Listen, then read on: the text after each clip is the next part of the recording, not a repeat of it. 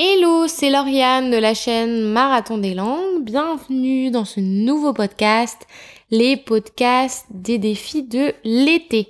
Pour tenir ses objectifs en langue, pour garder le rythme en langue, pour ne pas succomber au laxisme de la plage, du soleil et de la chaleur. Je vous propose aujourd'hui un nouveau défi. Nous sommes déjà au jour 22. Donc, si vous n'avez pas suivi les défis jusque-là, n'hésitez pas à revenir en arrière et à appliquer les autres défis ou à vous les réserver pour plus tard.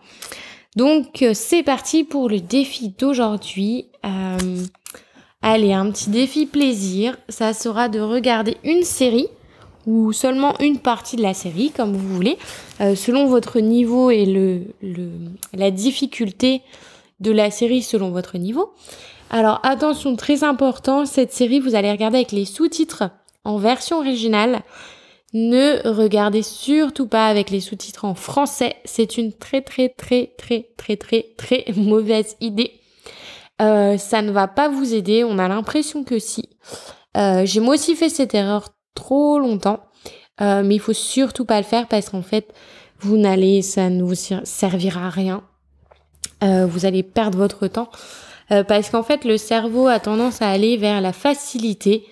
Et si vous mettez des sous-titres en français, vous allez tout lire en français. Et comme le cerveau ne peut pas faire deux choses à la fois, si, je vous jure, c'est prouvé.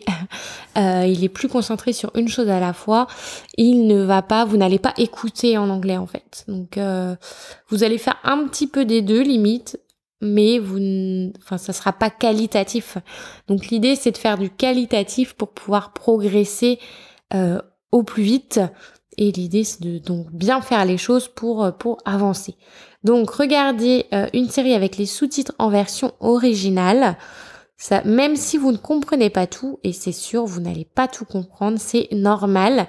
Il faut simplement l'accepter. Voyez le verre à moitié plein et pas à moitié vide, au lieu de vous dire oh là là je n'ai compris que 10%, les 3/4 j'ai rien compris. Eh bien non, ne vous dites pas ça, dites-vous waouh j'ai compris 1/4, j'ai compris 10%, j'ai compris 10 mots. C'est mieux qu'il y a 2 mois, c'est mieux qu'il y a 1 mois, c'est mieux qu'il y a une semaine. Je comprends beaucoup mieux et je progresse, c'est ça que vous devez voir. Là en ce moment, pour vous donner un exemple, je regarde une série par jour en russe. Et vous savez que je suis au début de mon apprentissage du russe. Et franchement, les séries, je comprends vraiment très peu. Je comprends que, allez, je peux pas dire que je comprends 10% ou, allez, je sais pas, mais pas loin de ça.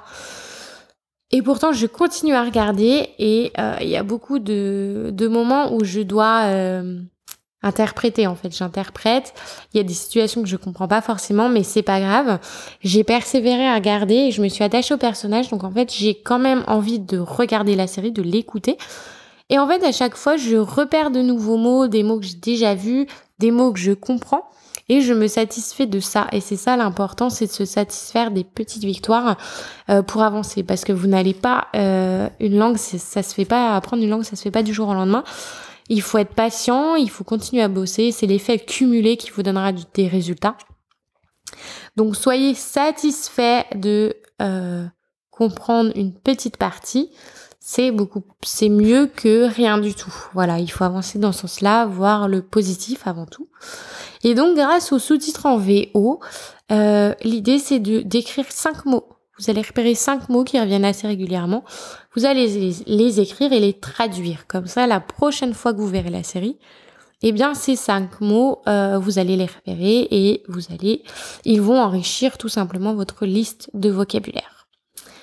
Voilà, j'espère que vous avez aimé ce défi. N'hésitez pas à me dire en commentaire quelle série vous aimez regarder dans la langue que vous êtes en train d'apprendre et quels sont ces 5 mots. Et si vous pensez intégrer cette nouvelle routine de langue donc au quotidien, dans votre apprentissage des langues. Voilà, j'espère que vous avez aimé ce défi. N'hésitez pas à le partager, à le liker. Et donc moi, je vous dis tout simplement au revoir et à demain pour le prochain défi.